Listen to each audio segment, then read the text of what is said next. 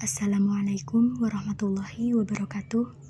Perkenalkan, nama saya Misela Duyanti dengan NIM 401200073 dari kelas Ekonomi Syariah C akan mempresentasikan materi Rasm Utsmani dan pembahasannya. Yang pertama yaitu pengertian Rasm Utsmani.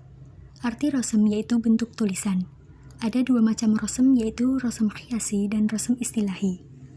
Yang pertama yaitu rasm qiyasi atau yang biasa disebut juga dengan rasm imla'i adalah penggambaran lafal yang menggunakan huruf hijaiyah dengan tetap memperhatikan standarisasi ibtidah dan waqaf padanya. Yang kedua yaitu rasm istilahi yang bisa disebut juga dengan rasm Utsmani adalah ejaan tulisan Zaid bin Thabit dan kawan-kawan yang dipakai untuk menulis al-masyahif al-Utsmaniyah. Rasm Utsmani adalah cara penulisan Al-Quran yang dibakukan pada masa Khalifah Utsman bin Affan tahun 25 Hijriah atau 646 Masehi, dan cara ini dalam beberapa hal berbeda dengan kaidah penulisan Arab konvensional. Selanjutnya yaitu penjelasan. Rasm berasal dari kata rosama, yarsamu atau rasman yang berarti menggambar atau melukis. Kata rasm ini juga biasa diartikan sebagai sesuatu yang resmi atau menurut aturan. Jadi, rasm berarti tulisan atau penulisan yang mempunyai metode tertentu. Adapun yang dimaksud rasm dalam bahasan ini adalah pola penulisan Al-Quran yang mengumpulkan dan membukukan dalam satu mushaf yang dikenal dengan mushaf Utsmani. Karena pembukuan Al-Quran secara resmi pada masa Khalifah Utsman atas instruksi beliau, sehingga dikenal dengan mushaf Utsmani. Ada pula yang menyebutnya dengan Rasmul Utsmani. Rasm Utsmani merupakan pola penulisan Al-Quran yang lebih menitik beratkan pada metode thariqah tertentu yang dipergunakan pada waktu kodifikasi mushaf Al-Quran di zaman Khalifah Utsman yang dipercayakan kepada Zaid bin Thabit bersama 3 orang Quraisy yang disetujui Utsman. Selanjutnya yaitu karakteristik rasm Utsmani. Dalam sebuah pandangan global, beberapa karakteristik rasm Utsmani dapat dijelaskan sebagai berikut. Yang pertama, tulisan-tulisan pada masa itu tidak memiliki titik, baris, dan tanda baca. Tipologi tulisan Arab seperti ini pada masa itu dapat kita saksikan pada manuskrip-manuskrip kuno berbahasa Arab pada hari ini. Yang kedua, kebanyakan huruf, khususnya huruf-huruf alif, belum lagi ditulis, seperti pada kata-kata Al-Rahman, Al-Alamin, Malik, Sirat, yang ditulis dalam bentuk seperti ini. Yang ketiga, sebagian huruf ditulis sama dengan huruf lainnya, seperti alif pada kata-kata sholat, zakat, hayat, yang ditulis dengan menyertakan huruf waw, seperti ini. Dan alif pada kata-kata seperti idrok, duhaha, yagshaha, yang ditulis dalam bentuk seperti ini. Yang keempat, sebagian huruf dalam bentuk tambahan yang ditulis pada pelafalan, seperti pada kata-kata yad'un, yatslu, mi'ad, ji, lishai, yang ditulis dalam bentuk huruf alif tambahan seperti ini. Selanjutnya, pada masa Khalifah Utsman bin Affan, umat Islam telah tersebar ke berbagai penjuru dunia, sehingga pemeluk agama Islam bukan hanya orang-orang Arab saja. Pada saat itu muncul perdebatan tentang bacaan Al-Quran, karena masing-masing pihak mempunyai dialek yang berbeda. Masing-masing pihak merasa bahwa bacaan yang digunakannya adalah yang terbaik. Untuk mengantisipasi kesalahan dan kerusakan serta untuk memudahkan membaca Al-Quran bagi orang-orang awam, maka Khalifah Utsman bin Affan membentuk panitia untuk menyusun penulisan dan memperbanyak naskah Al-Quran. Mushaf itu ditulis dengan kaidah-kaidah tertentu. Para ulama melingkas kaidah-kaidah itu menjadi 6 istilah, yaitu yang pertama yaitu al-hafz, yaitu membuang, menghilangkan, atau meniadakan huruf. Contohnya menghilangkan huruf alif pada ya nida. Contohnya seperti ya ayyuhan nas. Yang kedua yaitu al-jiyadah atau penambahan, seperti menambahkan huruf alif setelah waw atau yang mempunyai hukum jamak seperti Banu Israil, dan menambah alif setelah hamzah marsumah atau hamzah yang terletak di atas lukisan waw seperti taulahu tafatu. Selanjutnya yaitu al-hamzah. Salah satu kaidahnya bahwa apabila hamzah berharokat sukun ditulis dengan huruf berharokat yang sebelumnya. Contoh yaitu i'zan. Yang keempat yaitu badal atau penggantian. Seperti alif ditulis dengan waw sebagai penghormatan pada kata sholat. Selanjutnya yaitu wasol dan fasal, yaitu penyambungan dan pemisahan. Seperti kata kul yang diiringi dengan kata ma ditulis dengan disambung atau kulama. Selanjutnya yaitu kata yang dapat dibaca dua bunyi, Suatu kata yang dapat dibaca dua bunyi, penulisannya disesuaikan dengan salah satu bunyinya. Di dalam mushaf Utsmani, penulisan kata semacam itu ditulis dengan menghilangkan alif. Contohnya pada Malik Yaumiddin. Ayat ini boleh dibaca dengan menetapkan alif, yakni dibaca dua alif, boleh juga hanya dengan menutup bunyi harokat, yakni dibaca satu alif. Selanjutnya, berkenaan dengan 7 huruf, mayoritas ulama qiraat berpendapat bahwa Rasm Utsmani adalah salah satu bentuk dan bisa dibaca dengan berbagai macam bentuk bacaan dalam qiraat 7 atau qiraat sab'ah. Namun ada perbedaan antara mushaf satu dengan yang lain. Perbedaan ini tentunya berdasarkan kesepakatan dan penyesuaian-penyesuaian.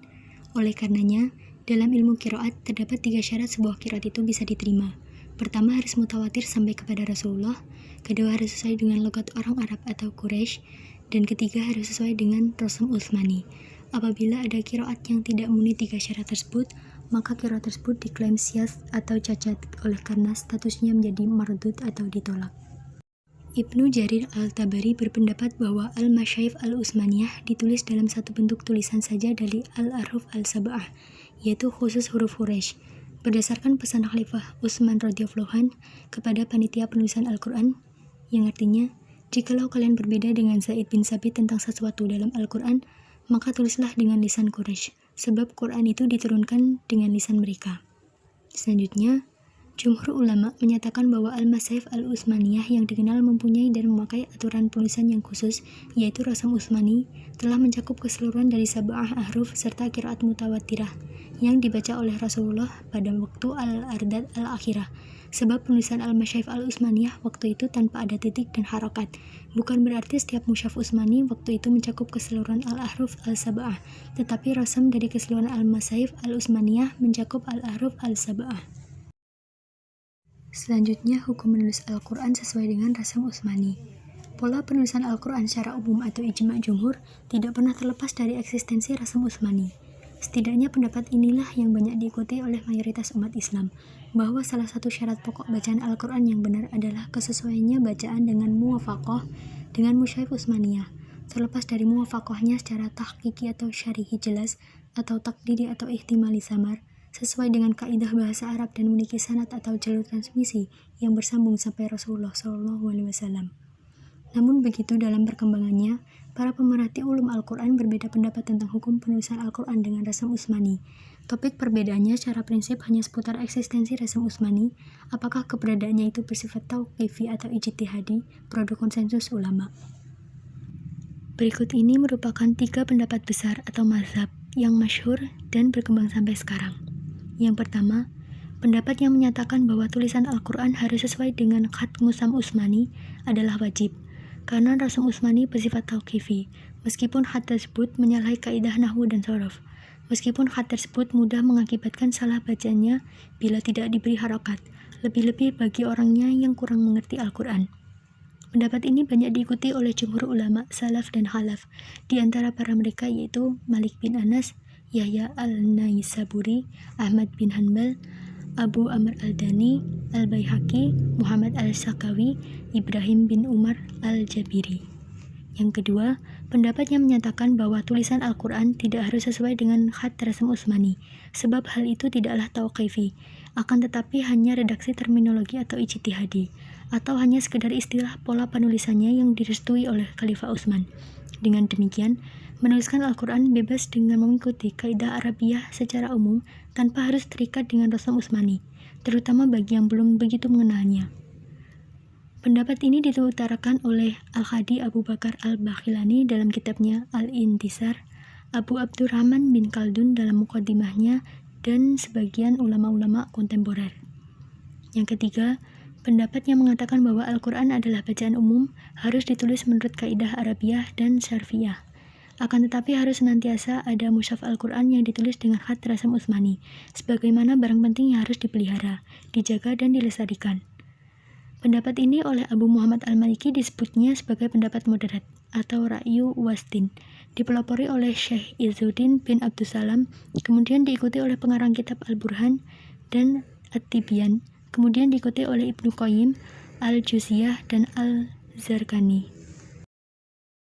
Terlepas dari perdebatan panjang di kalangan para ahli ulum Al-Quran, satu hal yang mungkin dapat dijadikan kredit poin dalam pemahaman keberagaman kita sekarang, yaitu kesadaran kita saling menghormati pendapat satu dengan yang lain. Kita dapat membayangkan seandainya hingga kini perselisihan dan saling menyalahkan antara qiraah satu dengan yang lain, pendapat satu dengan yang lain, berkenaan perbedaan pola penulisan mushaf Al-Quran masih terus berjalan. Dengan suatu alasan misalnya, semua mushaf yang tidak mengikuti kaidah Rasm Utsmani secara mutlak adalah batal, sebab Rasm Utsmani adalah tauqifi bi al-ijma', maka peristiwa di masa Khalifah Utsman akan terlarang dengan kontekstual problem yang substansinya sama. Dengan demikian, sama artinya pada lubang yang sama dua kali. Demikian presentasi dari saya. Ada kurangnya saya mohon maaf yang sebesar-besarnya. Wabillahi taufiq wal hidayah wa ridha wal inayah. Wassalamualaikum warahmatullahi wabarakatuh.